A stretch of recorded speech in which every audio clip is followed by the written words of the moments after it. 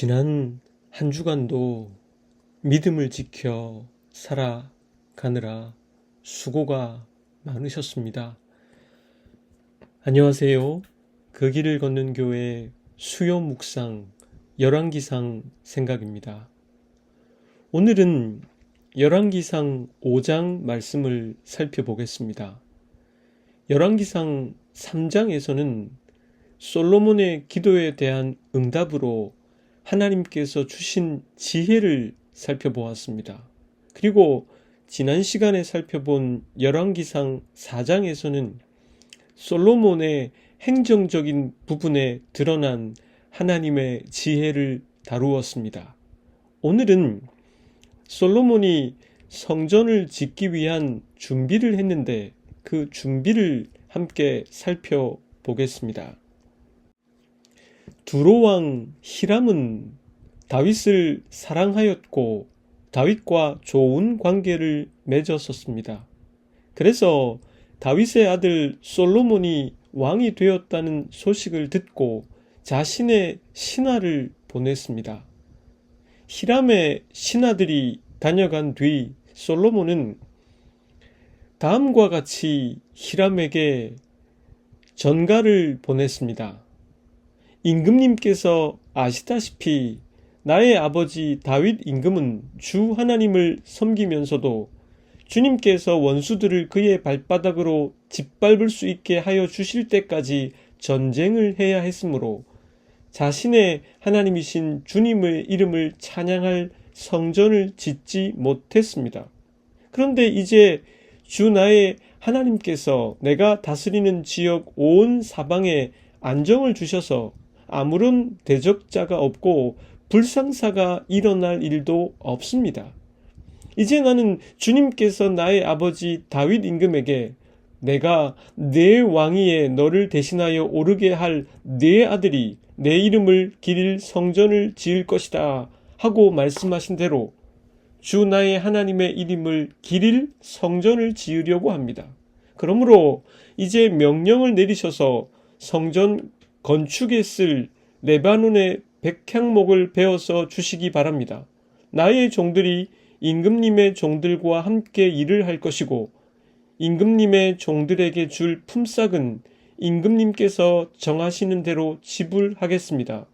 임금님께서도 잘 아시다시피 우리 쪽에는 시돈 사람처럼 벌목에 능숙한 사람이 없습니다. 히람은 솔로몬의 이 말을 듣고 크게 기뻐하며 이렇게 말했습니다. 오늘 다윗에게 이 큰 백성을 다스릴 지혜로운 아들을 주실 주님께 찬양을 드리자. 그리고 히람은 솔로몬의 요구대로 백향목뿐만 아니라 잣나무도 원하는 대로 주겠다 했습니다. 그러면서 히람은 구체적인 운반 계획을 요구하는데 그것은 자신들은 수로로 나무를 운반하고 이스라엘 사람들은 그것을 물에서 끌어올리라는 것이었습니다. 히람은 그 대가로 자신의 왕실이 쓸 먹거리를 요구합니다. 이렇게 해서 히람은 백향목과 잣나무를 솔로몬이 원하는 대로 보내주었습니다. 솔로몬은 히람 왕실이 쓸 먹거리 밀 2만 섬과 짜낸 기름 20섬을 보내주었습니다. 솔로몬은 해마다 이렇게 보냈습니다. 주님께서 약속하신 말씀대로 솔로몬에게 지혜를 주셔서 히람과 솔로몬 사이에 평화가 있었습니다. 둘은 조약을 맺었습니다. 한편 솔로몬은 이스라엘 전국에서 역군들을 모았습니다. 그 수가 3만이나 되었습니다. 그들은 한 달에 10,000명씩 번갈아 레바논으로 보내 한 달은 레바논에서 나머지 2달은 본국에서 일을 하게 했습니다. 이 노역의 책임자는 사장에서 노동 감독관으로 기록된 아도니람이었습니다. 또한 솔로몬에게는 짐을 운반하는 사람이 7만 명이었고 산에서 채석하는 사람이 8만 명이었습니다. 그 밖에 작업을 감독하는 책임자만도 3,300명이었습니다. 솔로몬은 명령을 내려 돌로 성전의 기초를 놓게 하고 크고 값진 돌을 채석하게 했습니다. 솔로몬의 건축자들과 히람의 건축자들과 그발 사람들은 돌을 다듬었는데 이를 통해 성전을 건축하는 데 쓸 목재와 석재를 준비했습니다. 이 말씀을 통해 저는 다음에 두 가지의 차례로 생각해 보는 것이 좋겠다는 판단을 했습니다. 첫째는 성전의 의미와 솔로몬이 성전을 지을 수 있었던 이유를 살핀 뒤, 둘째로 성전을 짓겠다는 솔로몬에게 있어 주어진 하나님의 장치가 무엇인지를 생각해 보겠습니다. 솔로몬 제위 4년부터 본격적으로 추진된 성전 건축은 솔로몬의 여러 업적 가운데 가장 중요한 것으로 평가할 수 있습니다. 솔로몬이 성전을 무엇이라고 생각했는지 그것은 히람 왕에게 보낸 전갈에 나옵니다. 본문 3절과 5절 말씀을 차례로 읽습니다. 당신도 알거니와 내 아버지 다윗이 사방의 전쟁으로 말미암아 그의 하나님 여호와의 이름을 위하여 성전을 건축하지 못하고 여호와께서 그의 원수들을 그의 발바닥 밑에 두시기를 기다렸나이다.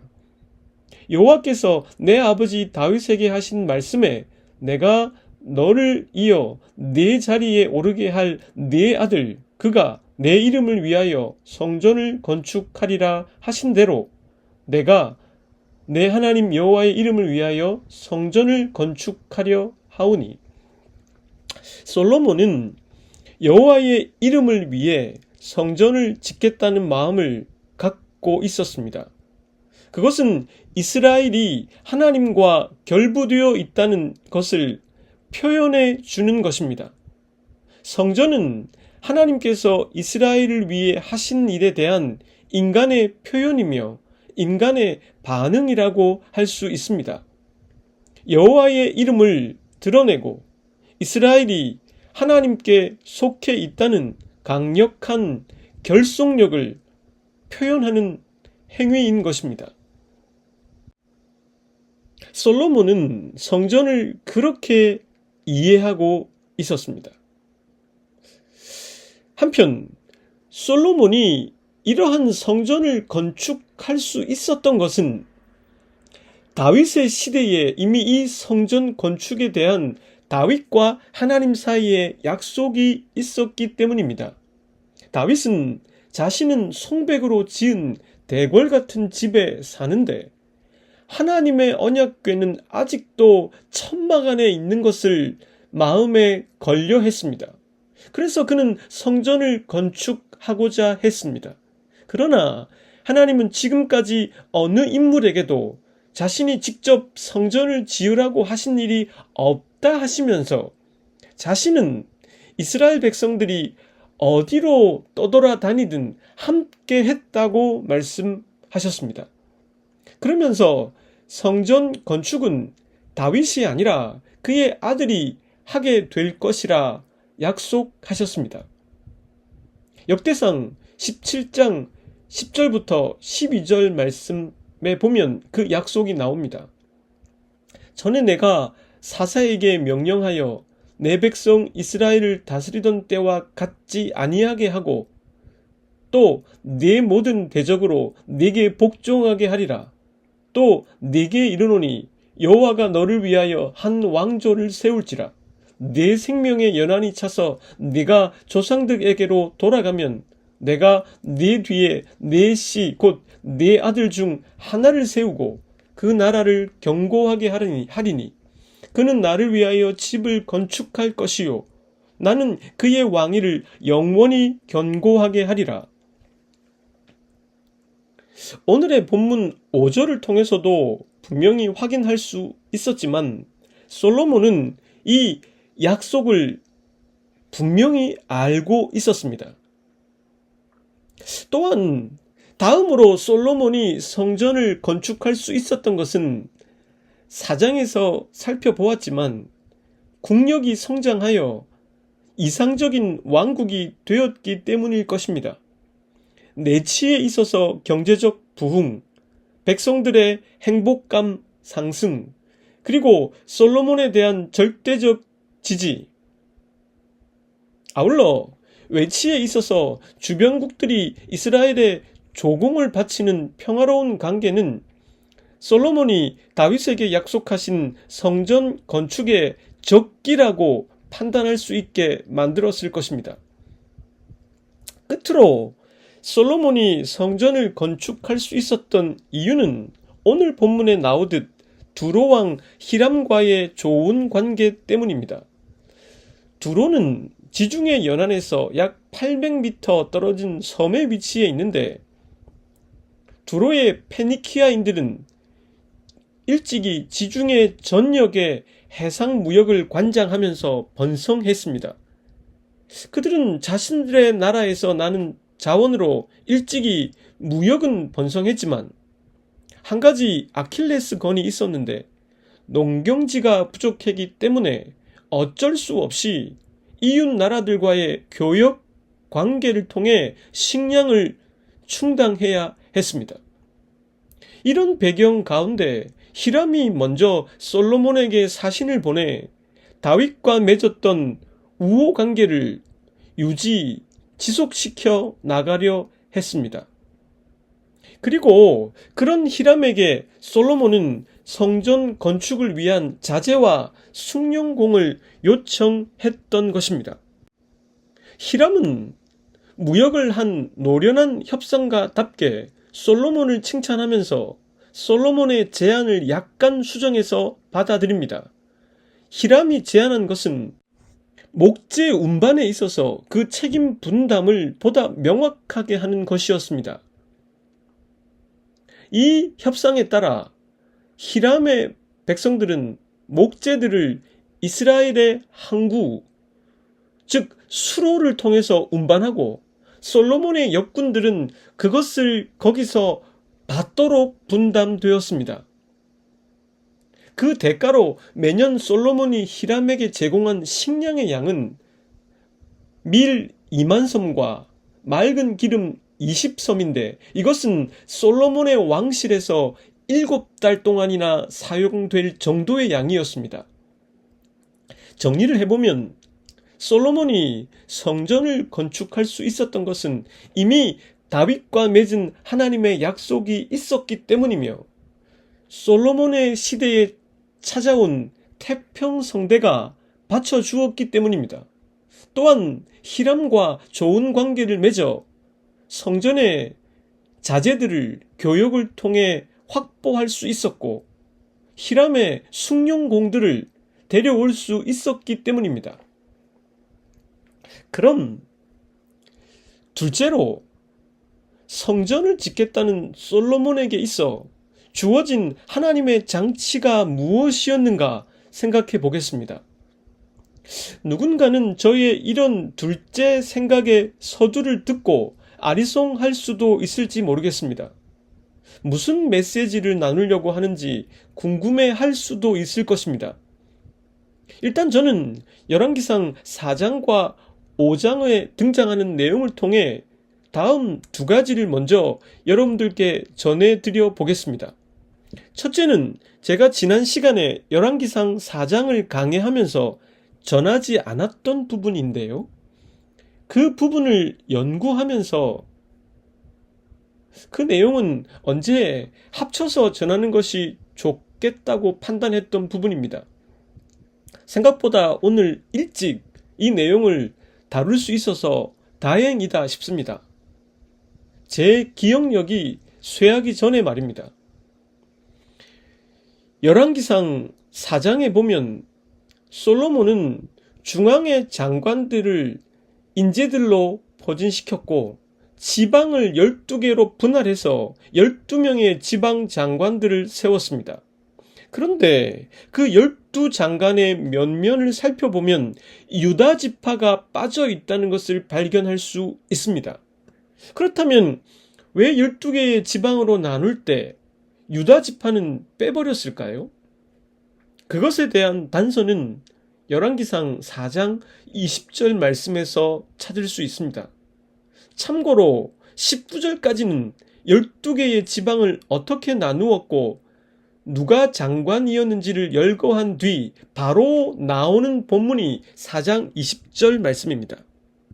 유다와 이스라엘의 인구가 바닷가의 모래같이 많게 되매 먹고 마시며 즐거워하였으며, 저자는 의도적으로 20절이 되어서야 유다를 적고 있습니다. 이것은 이스라엘로 표현되는 12개의 지방과 유다로 총칭되는 중앙을 구분하기 위한 의도로 보여집니다. 유다는 왕가와 연결되기 때문에 그렇게 구분한 것이라 이해될 수 있습니다. 허나 저자가 20절에서 이렇게 쓴 것은 일종의 복선으로 이해할 수도 있습니다. 그 말은 솔로몬 사후에 왕국이 북이스라엘과 남유다로 분열된 것은 그때 생겨난 분열이 아니라 솔로몬의 행정 체계에서도 어느 정도의 구분이 있었고, 그것은 긴장감을 주었다는 것을 시사해 줍니다. 그럼 둘째의 내용을 살펴보고 이것에 대한 신학적인 생각을 전개해 보겠습니다. 둘째는 오늘 본문 5장에 나오는 바인데, 그것은 본문 13절부터 18절까지의 말씀에서 발견할 수 있습니다. 본문을 다시 한번 읽어보겠습니다. 이에 솔로몬 왕이 온 이스라엘 가운데서 역군을 불러일으키니 그 역군의 수가 3만 명이라. 솔로몬이 그들을 한 달에 10,000명씩 번갈아 레바논으로 보내매 그들이 한 달은 레바논에 있고 2달은 집에 있으며, 아도니람은 감독이 되었고 솔로몬에게 또 짐꾼이 7만 명이요 산에서 돌을 뜨는 자가 8만 명이며, 이 외에 그 사역을 감독하는 관리가 3,300명이라. 그들이 일하는 백성을 거느렸더라. 이에 왕이 명령을 내려 크고 귀한 돌을 떠다가 다듬어서 성전의 기초석을 놓게 하매, 솔로몬의 건축자와 히람의 건축자와 그발 사람이 그 돌을 다듬고 성전을 건축하기 위하여 제목과 돌들을 갖추니라. 솔로몬의 성전 건축에 동원된 역군의 숫자를 한번 정리해 보면, 백향목을 운반하고 받는 동원된 역군의 수가 3만이었습니다. 또한 짐꾼의 숫자만 7만, 그리고 채석하는 사람이 8만 명이었습니다. 본문은 별다른 해석 없이 이것을 담백하게 사실만을 기록해 주고 있습니다. 저자는 이것을 중립적으로 써내려가기 위해 노력하고 있는 것이 아닌가 생각될 정도입니다. 마치 신문 기자가 사설이 아닌 기사에서 사실만을 보도하려고 노력하듯 말입니다. 물론 이 동원은 하나님의 성전을 건축해야 한다는 중요한 목적을 위해 일시적으로 동원된 것입니다. 또한 여기에 동원된 역군들은 종으로 강등시키지도 않았습니다. 그러나 문맥으로 보건대 이것은 자발적 동원이 아니라 어쩔 수 없는 강제 동원이었습니다. 또한 그 인원수가 너무 많았기 때문에 실제 백성들에게 원성을 샀을 가능성이 있습니다. 실제로 그 증거가 열왕기상 12장에 나옵니다. 솔로몬 사후 르호보암이 왕이 되려 할 때 여로보암과 이스라엘의 모든 회중이 르호보암에게 이렇게 말합니다. 열왕기상 12장 4절 말씀입니다. 왕의 아버지가 우리의 멍에를 무겁게 하였으나 왕은 이제 왕의 아버지가 우리에게 시킨 고역과 매운 무거운 멍에를 가볍게 하소서. 그리하시면 우리가 왕을 섬기겠나이다. 상식적으로 생각해 보면 이렇게 불만을 제기한 사람들은 유다 지파가 아니었을 가능성이 높습니다. 그 말은 12개의 지방의 사람들이 주로 노역에 동원되었을 가능성이 높다는 것입니다. 즉, 노동의 강제 동원 역시도 평화의 왕국이었던 솔로몬의 왕국을 분열시키는 시작점이 될 수 있었다는 것입니다. 그렇다면 우리는 질문해 볼 수밖에 없습니다. 솔로몬의 번영과 그의 왕국은 분명 이상적인 나라였습니다. 그것은 본문이 계속 강조해 주는 대로 솔로몬의 기도와 그가 하나님을 경외하는 마음을 갖고 있은 데에 대한 하나님의 선물이었습니다. 그런데 왜 그 기도에 대한 응답으로 주어진 선물임에도 불구하고 이런 분열의 가능성이 그 속에 내포되어 있는가 하는 것입니다. 이런 질문을 던지면서 해보게 되는 생각은 본문의 저자도 유다를 제외시킨 부분이나 강제 동원에 대해 기술하면서 중립적인 태도를 유지하고 있다는 점입니다. 그 말은 하나님의 말씀과 성령의 법에 따라 살아가는 사람에게 주어진 선물 같은 일상이 나의 노력 없이는 계속적으로 향유될 수 없다는 뜻입니다. 하나님께서 다윗에게 주신 약속이, 아니 이스라엘에게 약속하신 약속이 이루어지느냐 하는 것은 솔로몬이 어떻게 하느냐에 달려 있었습니다. 하나님께서 주신 번영을 연속적으로 향유할 수 있느냐 하는 것은 진정한 주관자이신 하나님과 그분의 말씀에 대한 계속적인 순종이라는 조건이 걸려 있었던 것입니다. 저는 이 사실을 이럴 때 확인합니다. 숙면을 취하고 하루에 1시간씩은 운동을 하고 탄수화물을 줄이고 채소와 단백질 위주의 식사를 했더니 살도 빠지고 더 건강해졌습니다. 그런데 여행을 하는 동안에 아무래도 정해진 시간에 운동을 하지 못하고 잠도 일정하지 못하고 좀 많이 먹었더니 제 루틴을 지켜나갈 때보다 확실히 살이 좀 쪘습니다.